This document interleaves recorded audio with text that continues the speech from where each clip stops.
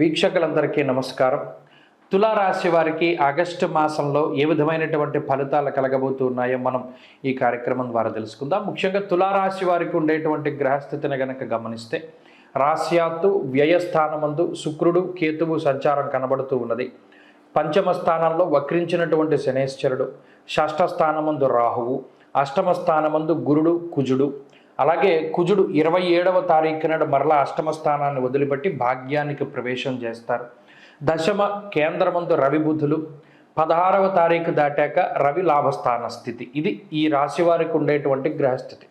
తులారాశి వారికి ఇందులో యోగించేటువంటి గ్రహాలను గనక పరిశీలనం చేస్తే షష్ఠ స్థానమందు రాహువు, దశమ కేంద్రమందు రవి, అలాగే లాభస్థానమందు ఉన్నటువంటి రవి.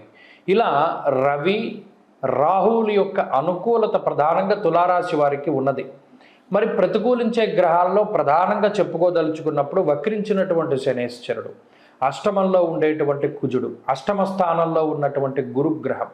ఇవి 3 గ్రహాలు ప్రత్యేకించి చెడు చేసేటువంటి గ్రహాలు కాబట్టి వాటిని మనం దృష్టిలో పెట్టుకోవాలి. కాబట్టి ఆగస్టు మాసం సాధారణమైనటువంటి మాసమే. ఇందులో ఏమీ ఇబ్బందికరమైనటువంటి పరిస్థితులు లేవు. కానీ ఈ అష్టమ గురుడు, అష్టమ కుజుడు, వక్రించిన శనేశ్వరుడు, ఈ గ్రహాల వల్ల మాత్రమే ఇబ్బంది పడకుండా కొంత జాగ్రత్త తీసుకోగలిగితే తులారాశి వారికి ఈ మాసం కొంత వారు బయటపడడానికి అవకాశం ఉంటుంది. ఆర్థిక పరిస్థితులు గనక పరిశీలన చేసినప్పుడు ఆర్థికంగా ఇబ్బందులు ఏమీ కనబడడం లేదు. ప్రత్యేకించి దశమంలో దిగ్బలయుక్తుడైనటువంటి రవి కానీ, 16వ తారీఖు దాటాక లాభస్థాన స్థిత రవిగ్రహం కానీ చాలా ఉత్సాహానికి కారణమవుతారు. అర్ధంచ స్వకులాచార గృహే నిత్యోత్సవ శుభం అంటూ ఉన్నది శాస్త్రం. అలాగే ధైర్యబుద్ధిర్ వీర్యబుద్ధిర్ రిపునాశం సదాశుభం అంటూ ఉన్నది శాస్త్రం. అంటే ఎల్లప్పుడూ శుభమైనటువంటి ఫలితాలను ఇవ్వడానికి రవి రాహువులు కారణమవుతున్నారు. కాబట్టి రవి రాహువుల యొక్క బలం ఉన్నంతసేపు కూడా ఆర్థికంగా వీరేం భయపడాల్సిన పని లేదు. ఒకవేళ ఎవరి దగ్గరైనా ₹1 అప్పు తెచ్చుకున్నా కూడా తొందరగా వాటిని మనం తిరిగి వాళ్ళకి ఇవ్వడానికి కూడా రాహువు రవి కూడా కారణమవుతారు. కాబట్టి రుణబాధలు ఏమీ లేవు. రుణబాధలు లేనంత వరకు ఆర్థిక ఇబ్బందులు లేనట్టే లెక్క.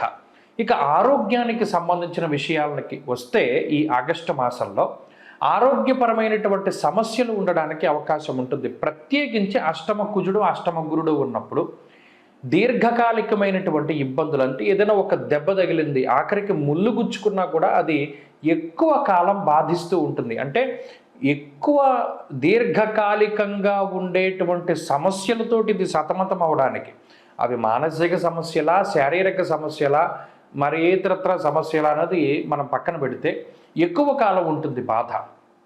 అలాగే ఇక్కడ మనం ఇందాక రవి రాహువులు ఇద్దరూ కూడా ఎప్పుడు అప్పు చేయనటువంటి పరిస్థితిని కలగజేస్తాడని చెప్పుకున్నాం కదా.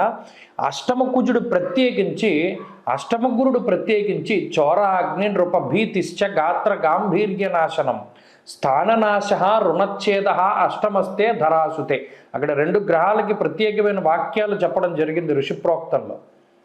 ఇందులో కుజుడు ఎంతసేపు అప్పు చేద్దాం, అప్పు చేద్దాం, అప్పు చేద్దాం, ఎంతసేపు ఉన్నటువంటి మన బుర్రనంతా కూడా ₹10 ఉంది 100 ఖర్చు పెట్టాయి, ₹10 ఉంది 100 ఖర్చు పెట్టాయి అనేటువంటి దాన్ని కలగజేస్తాడు. దానికి తోడు గురుడు ఖర్చు పెట్టేసావా, దాన్ని తగలబెట్టే, దాన్ని తగలేసే, దాన్ని తగలేసేయి. ఎంతసేపు ఒక వస్తువుని పాడు చేయడం, ఒక మనిషిని పాడు చేయడం, ఒక ఆలోచనను పాడు చేయడానికి గురుకుజులు వాళ్ళిద్దరూ కూడా కలిసి ఉండి అంత అష్టమంలో బలంగా ఉన్నప్పుడు 1కి 2 సార్లు ఆలోచన చేయాలి. ఒక నిర్ణయం తీసుకున్నప్పుడు, ఒక దాని మీద పెట్టుబడి పెట్టినప్పుడు ఎక్కువ సార్లు ఆలోచన చేయాలి. ఎందుకంటే అగ్రెసివ్ నేచర్కి ఈ 2 గ్రహాలు కారణం. అందువల్ల ఇది ఒక హెచ్చరిక. సున్నితంగా మీరు దీన్ని స్వీకరించవలసి ఉంటుంది. గురుడు కుజుడు అష్టమంలో ఉన్నప్పుడు తొందరపాటు చర్యలు ఏమాత్రమో పనికిరాదు. 1కి 2 సార్లు ఆలోచన చేయాలి. అలాగే ఆరోగ్యపరంగా కూడా చాలా జాగ్రత్తగా ఉండాలి. ఇవి 2 జాగ్రత్తగా గుర్తుపెట్టుకుంటే ఈ నెల అంతా కూడా మీరు బయటపడిపోయినట్టే. అలాగే కుటుంబ సభ్యుల యొక్క ప్రవర్తన కూడా మీ ప్రవర్తన మీద ఆధారపడే ఉంటుంది. మీకు అగ్రెసివ్ నేచర్ ఉంది, వాళ్ళు కూడా మీ మీద తిరగబడుతూ ఉంటారు. అది విషయం. ఇక ఉద్యోగ వ్యాపారాలకు సంబంధించినటువంటి విషయాలు సాధారణంగా ఉన్నాయి. అయితే ఉద్యోగం ఏమీ కోల్పోయే ప్రమాదం ఉండదు, కానీ ఉద్యోగంలో మార్పులు లేదా ఉద్యోగ పనివేళల్లో మార్పులకి ఈ గ్రహస్థితి కారణమవుతూ ఉంటుంది. వ్యాపార పరంగా గత మాసంలో ఉండేటువంటి పరిస్థితులు ఈ మాసంలో ఉంటాయి.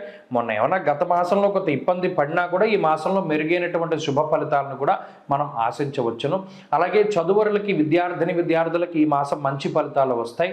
పోటీ పరీక్షల్లో మంచి విజయాన్ని సాధించగలుగుతారు. అలాగే స్త్రీలకు ప్రత్యేకించి ఈ గ్రహస్థితి కొంత అనుకూలంగా ఉంటుంది.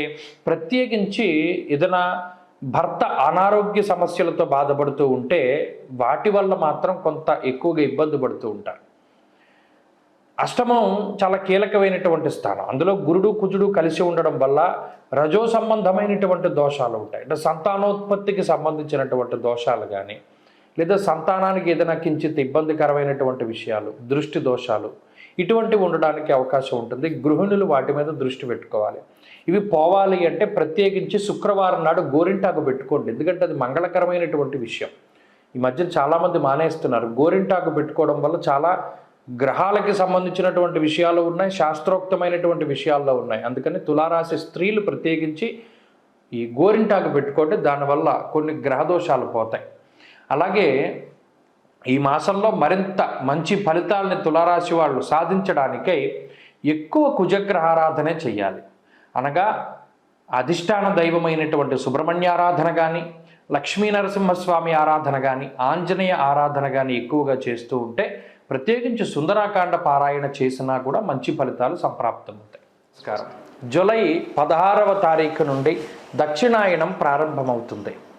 దక్షిణాయనము అంటే ఏంటండి అంటే, సూర్యుడు ఎప్పుడైతే పునర్వసు నక్షత్రము 4వ పాదంలోకి సంచారం చేస్తారో, కర్కాటక రాశిలోకి ఆయన ప్రవేశం చేస్తారో, ఆ రాశి ప్రవేశం లగాయతు మరలా తిరిగి ఉత్తరాషాఢ 2వ పాదంలోకి మకర రాశిలోకి ప్రవేశించేటువంటి సమయం వరకు కూడా ఉండేటువంటి కాలాన్ని దక్షిణాయన కాలంగా చెప్తారు.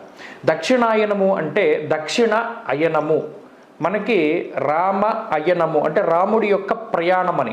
అలాగే ఉత్తరాయణము దక్షిణాయనము అంటే సూర్యుడి యొక్క గమనాన్ని తెలియజేస్తాయి.